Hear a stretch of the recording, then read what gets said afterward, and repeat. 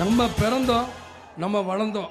ஆனால் நம்மளால் ஏதாவது மக்களுக்கு ஒன்று செய்யணும் அப்படின்னு நினைக்கும் பொழுது தான் இந்த மாதிரி என்னுடைய திரைப்படங்களை நான் இப்படிப்பட்ட விஷயங்களெல்லாம் நான் வச்சு இவ்வளோ தூரம் என்னுடைய கருத்துக்களை கூட நான் சொல்லிட்டு இருந்தேன். கேப்டன் பிரபாகரில் கூட அந்த அந்த நேரத்தில் இவங்க வீரப்பனை பிடிக்காதனால கூட அந்த நியாயங்களை கற்பித்து எதனால் அப்படின்னு நான் சொல்ல ஆரம்பித்தேன். அப்படி என்னுடைய எண்ணங்கள் எப்பயுமே.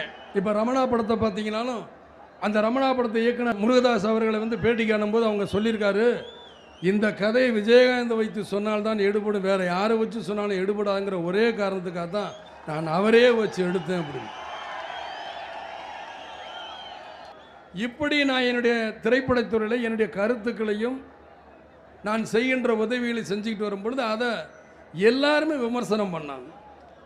அதில் பத்திரிகை நண்பர்கள் கூட அதிகமாக சொன்னாங்க, நீங்கள் ஏன் தனி மனிதனாக இருந்து செய்கிறீங்க, தைரியமாக நீங்கள் ஒரு அரசியலுக்கு